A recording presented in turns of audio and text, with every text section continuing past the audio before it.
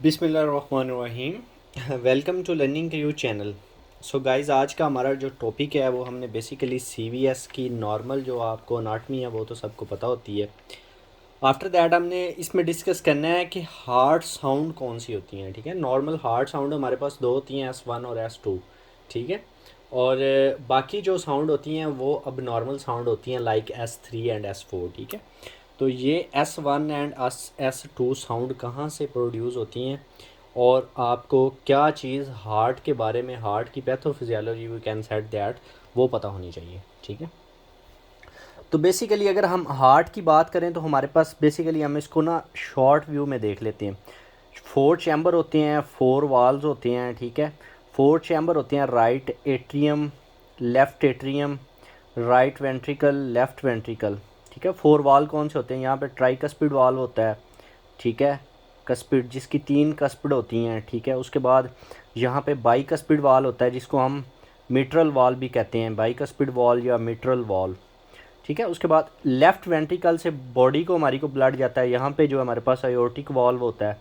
ठीक है, और उसके बाद यहाँ से जो है ना हमारे पास पल्मोनरी वॉल होता है, यहाँ से हमारे लंग्स को ब्लड सप्लाई जाती है। ठीक है, इसी तरह ये सिस्टेमिक एंड पल्मोनरी सर्कुलेशन मैंने प्रीवियस एक टॉपिक में पढ़ाया हुआ है। आज हमने बेसिकली जो बात करनी हार्ट की फिजियोलॉजी की। ठीक है, कि हार्ट कैसे वर्क करता है, कैसे ये साउंड प्रोड्यूस होती हैं। ठीक है, तो ये हमें पता होनी चाहिए। ठीक है, और लब डब का मैंने पीछे बता दिया था, पीछे मेरी एक वीडियो है लेक्चर्स की, उसमें देख सकते हैं आप। ठीक है, इसमें हम बेसिकली हमने फोकस करना है S1 और S2 पे। ठीक है, कि ये कैसे प्रोड्यूस होती हैं। तो हमारे पास दो किस्म के चैम्बर होते हैं, एक होता है एट्रियम और एक होता है वेंट्रिकल। ठीक है, पहले हम एट्रियम को देख लेते हैं और वेंट्रिकल को देख लेते हैं। फिर हमारे पास जो एट्रिया और वेंट्रिकल इवेंट्स होते हैं इनका पता होना चाहिए। अब एट्रियल इवेंट क्या है और वेंट्रिकल इवेंट्स क्या हैं। एट्रियल इवेंट्स का हमें पता होना चाहिए, ये हमने मेल नहीं देखना है इसमें। ठीक है, और वेंट्रिकल इवेंट्स, अब एट्रियल इवेंट्स में क्या चीज़ आती है। ठीक है, हमें ये पता होना चाहिए। फर्स्ट नंबर पे इसमें आता है जी atrial systole. Systolic and diastolic, आपने ब्लड प्रेशर मेजर करते होंगे तो ऊपर वाला बीपी जो होता है वो सिस्टोलिक होता है, नीचे वाला डायसिस्टोलिक होता है। ठीक है, तो atrial systole, what is atrial systole? ठीक है, एट्रियल सिस्टोल किसे कहते हैं? हमारी बॉडी में जब एट्रिया जो है हमारे दोनों लेफ़्ट एंड राइट, ठीक है, कॉन्ट्रैक्ट करते हैं ना सेम टाइम पे। ठीक है, और पुश करते हैं ब्लड को वेंट्रिकल में। नॉर्मल हमारी बॉडी से जो ब्लड आता है वो राइट एट्रियम में आता है और लंग से यहाँ पे आता है लेफ़्ट एट्रियम में। ठीक है, बॉडी से राइट एट्रियम में, लंग्स से लेफ़्ट एट्रियम में। ठीक है, तो जब दोनों left and right atrium contract करते हैं सेम टाइम पे और पुश करते हैं ब्लड को वेंट्रिकल्स में, तो उसे हम एट्रियल सिस्टोल कहते हैं। तो ये हम लिख लेते हैं, when right and left atria contract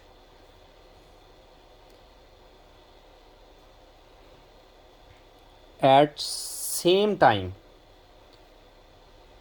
मतलब ये नहीं होगा कि कोई आगे करेगा कोई पीछे करेगा, लेकिन नो, ये सेम टाइम पे करेंगे, at same time, and push blood into ventricle, push blood into ventricles. ठीक है, तो ये एट्रियल सिस्टोल होता है। ठीक है, आप लोगों के कंसेप्ट क्लियर होने चाहिए कि एट्रियल सिस्टोल क्या होता है, एट्रियल डायसिस्टोल क्या होता है, वेंट्रिकल सिस्टोल क्या होता है, वेंट्रिकल डायसिस्टोल क्या होता है। ठीक है, ये कंसेप्ट क्लियर होने चाहिए। चलें जी, ये हो गया। अब आपने पढ़ा होगा कि हम कार्डियक साइकिल के लिए हमें इसके ना टाइम का पता होना चाहिए कि कितने टाइम में ये जो है ना हमारी साउंड्स प्रोड्यूस होती हैं, S1 S2। ठीक है, तो इसका एक ड्यूरेशन का टाइम होता है। ठीक है, अब एट्रियल सिस्टोल का कितना टाइम है, ये बेसिकली हमारे पास 0.1 सेकेंड है। अब ये 0.1 सेकेंड टाइम क्यों है? क्योंकि हमारी बॉडी में एट्रियम जो है ना वो फिल होते हैं ब्लड से ना, तो वो उनकी फिलिंग का प्रेशर इतना होता है कि वो वाल्व ओपन होकर वेंट्रिकल्स में जाती हैं, तो मतलब टाइम कम लगता है, इसलिए 0.1 सेकेंड इसका टाइम है। ठीक है, एंड में कैलकुलेशन करेंगे कि ये कैसे कैसे होता है। ठीक है, नंबर 1 ये हो गया। नंबर 2 हमारे पास एट्रियल डायसिस्टोल का पता होना चाहिए। डायास्टोल, व्हाट इज़ एट्रियल डायसिस्टोल?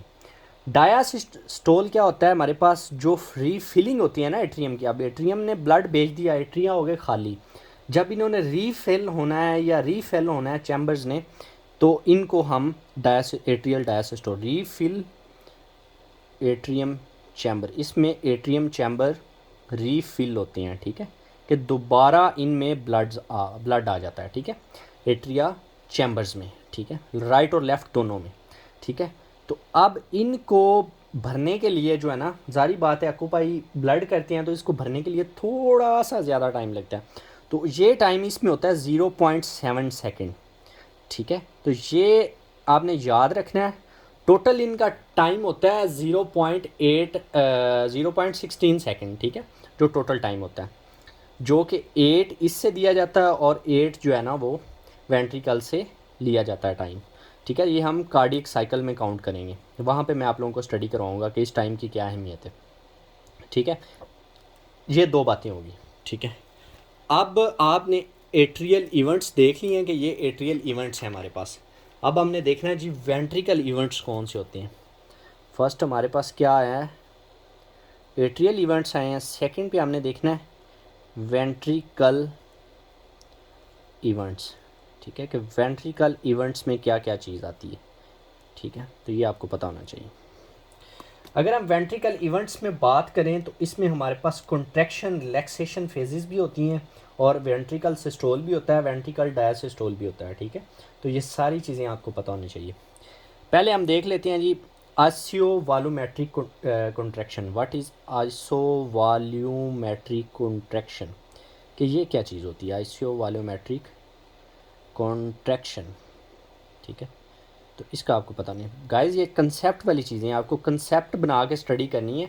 ये नहीं कि सिस्टोल और डायसिस्टोल का आपको पता ही ना हो, ठीक है। आपको पता होना चाहिए कि भाई जब हमारा एट्रियम रीफिल हो रहा था उसे डायसिस्टोल कहते हैं, तो ये जब खाली हो रहा था तो उसे सिस्टोल कहते हैं, ठीक है। उसके बाद इसमें बहुत इंपॉर्टेंट चीज़ें हैं ना, वेंट्रिकल सिस्टोल। आपको पता है वेंट्रिकल सिस्टम का बहुत इंपॉर्टेंट काम है जिसमें बॉडी को ब्लड देना होता है, ठीक है। तो ये जब सेम टाइम पे कॉन्ट्रैक्ट करती हैं तो इनको भी मतलब हमने देखना होता है कि इनमें कौन सी कंट्रैक्शन कौन सी रिलैक्सेशन होती है, ठीक है। आइसो वॉल्यूमेट्रिक कॉन्ट्रैक्शन होती है और आइसो वॉल्यूमेट्रिक रिलैक्सेशन होती है। अब आइसो वॉल्यूमेट्रिक कॉन्ट्रैक्शन का क्या मतलब है, क्वेश्चन ये है। अब आइसोवॉल्यूमेट्रिक कॉन्ट्रैक्शन का ये मतलब है कि वो वॉल्यूम जो हमारी वेंट्रिकल जब हमारी स्टार्ट करती हैं कॉन्ट्रैक्शन, ठीक है, तो हमारे जो आल वाल्व होते हैं वो क्लोज्ड होते हैं, उस फेज़ को हम जो है ना आइसोवॉल्यूमेट्रिक कॉन्ट्रैक्शन कहते हैं, ठीक है। क्या क्या होती है, ये वो वॉल्यूम होता है the volume at which ventricle start at which ventricle start contraction, ठीक है। और ये कॉन्ट्रैक्शन कब करते हैं, जब हमारे आल वाल्व क्लोज्ड होते हैं, ठीक है, आल वाल्व क्लोज्ड होते हैं, ठीक है। अब जी इसमें बेसिकली हमें ये पता होना चाहिए कि ये कॉन्ट्रैक्शन जब करते हैं तो कौन से वाल क्लोज होते हैं। तो इसमें एवी वाल क्लोज होते हैं। मैं आपको एक और यहाँ पे सेपरेट वेंट्रिकल का बना देता हूँ, ठीक है। Right atrium, left atrium, right ventricle, left ventricle, ठीक है। तो ट्राइकस्पिड, मिट्रल वाल्व, यहाँ पे होता है अयोर्टिक, यहाँ पे होता है पल्मोनरी, ठीक है। ये आपको पता होना चाहिए। अब हम जी क्या देखते हैं इसमें, ठीक है, ये बहुत मोस्ट इम्पोर्टेंट पॉइंट है।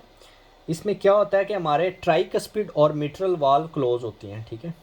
आपने आपने यहाँ पे पहली सजेशन पे मैंने बताया कि आपने ये देखना है कि इसमें आल वाल क्लोज होते हैं।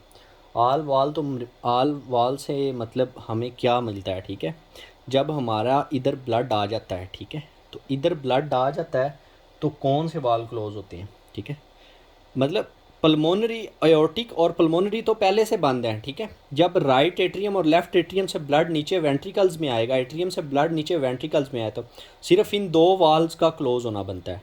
तो इस फेज़ में हमारे पास दो वाल क्लोज होती हैं जिनको हम एवी वाल कहते हैं, ठीक है। एवी वाल, एवी वाल मतलब हमारे पास कौन से वाल होते हैं, एट्रियम और वेंट्रिकल के दरमियान जो वाल होते हैं वो एवी वाल होते हैं। मतलब tricuspid and mitral, tricuspid plus mitral वाल, ठीक है। तो ये जो वाल्स हैं ना इनके क्लोजर की वजह से अब इनके क्लोयर की वजह से जो साउंड प्रोड्यूस होती है उसे हम S1 साउंड कहते हैं, ठीक है। तो ये गाइस आपको पॉइंट गेट इट कि ये क्यों पढ़ना ज़रूरी है, आइसियो वॉल्यूमेट्रिक कॉन्ट्रैक्शन, ठीक है। तो ये हमारे पास बेसिकली S1 साउंड होती है, ठीक है।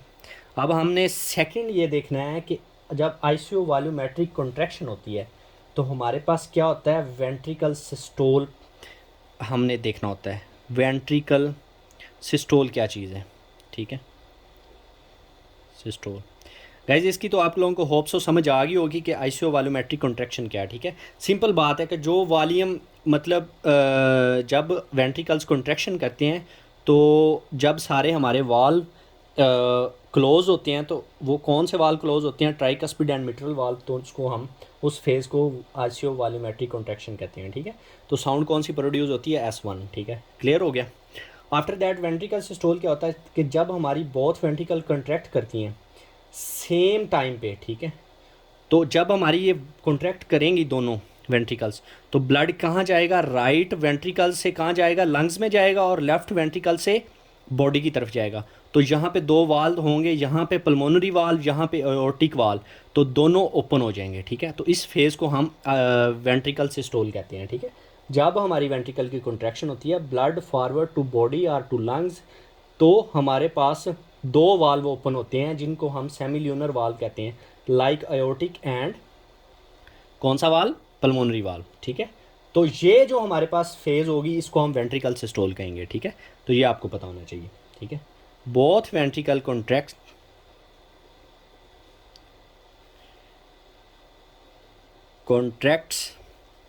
ठीक है।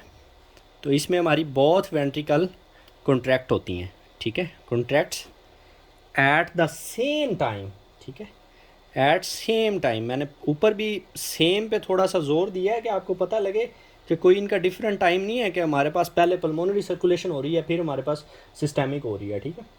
तो सेम टाइम ये होता है प्रोसेस, क्योंकि ये रीफिल होता रहता है, ये दिन में पता नहीं कितनी मरतबा होता है, ठीक है। तो सेम टाइम पे क्या होगा, एंड क्या होगा, सेमिल्यूनर वाल्व। अब सेमिल्यूनर वाल्व कौन से हैं, एओर्टिक एंड पल्मोनरी वाल्व जो है वो सेमिल्यूनर वाल्व वह विल बी ओपन, ये हमारे पास ओपन हो जाएंगे क्योंकि ब्लड ने आगे जाना है।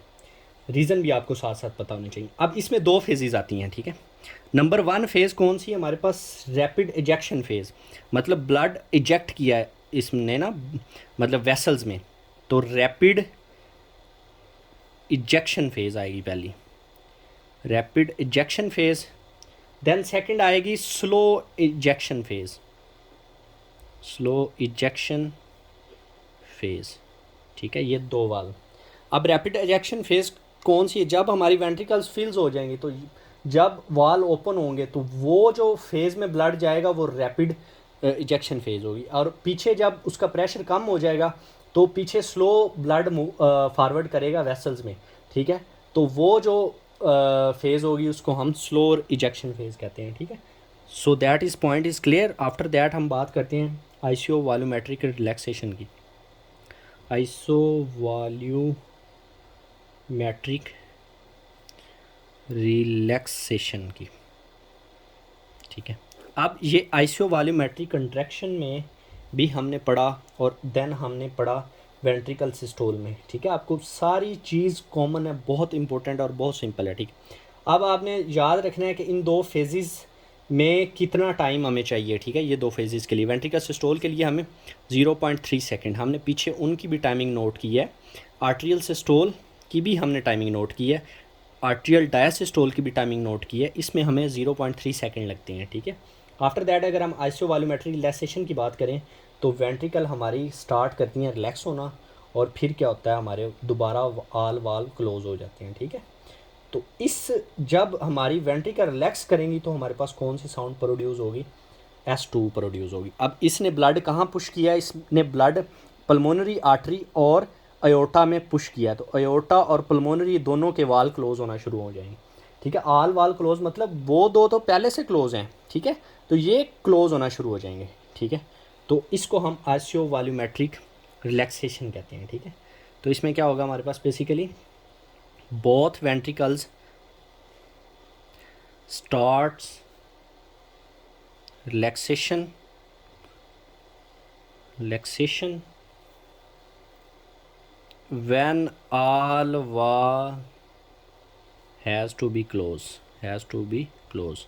अब इसमें प्रोमिनेंट क्या है कि दो वाल कौन से क्लोज होंगे हमारे पास, सेमिल्यूनर वाल्व। सेमिल्यूनर वाल्व हम किन को कहते हैं, आयोटिक एंड पल्मोनरी को, ठीक है। आयोटिक एंड पल्मोनरी वाल जब क्लोज होंगे तो इनकी वजह से जो साउंड प्रोड्यूस होगी उसे हम कहेंगे S2 साउंड ऑफ हार्ट, ठीक है। तो ये हमारे पास नॉर्मल साउंड है, ठीक है। S3 S4 लेटर स्टडी करेंगे, फिलहाल आपको नॉर्मल साउंड्स ऑफ हार्ट पता होनी चाहिए। लो जी, लास्ट वन हमारे पास रह गया जी वेंट्रिकल डायास्टोल, ठीक है। सिस्टोल हमने पढ़ लिया और डायासिस्टोल का भी हमें पता होना चाहिए। इसमें क्या होता है कि हमारी बोथ वेंट्रिकल रिलैक्स हो जाती हैं, ठीक है। ब्लड मतलब कम दोबारा ब्लड उसमें आना शुरू हो जाता है, ठीक है। मतलब इसको हम रीफिलिंग फेज़ कहेंगे, as I said previous in a atrial डायास्टोल।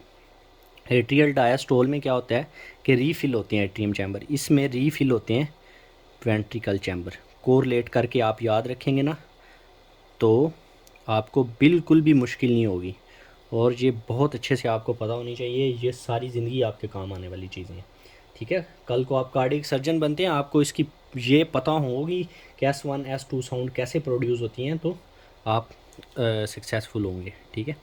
उसके बाद हमने वेंट्रिकल सिस्टोल में 2 फेजेस पढ़ी हैं।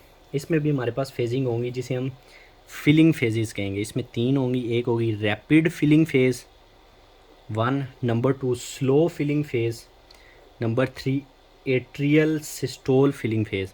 एट्रियल सिस्टोल से भी ब्लड आएगा, ठीक है। इसमें रैपिड में हमारे पास 60% ब्लड आ जाएगा, स्लो में हमारे पास 30% आ जाएगा, और रिमेनिंग 10% एट्रियल सिस्टोल के ज़रिए आ जाएगा।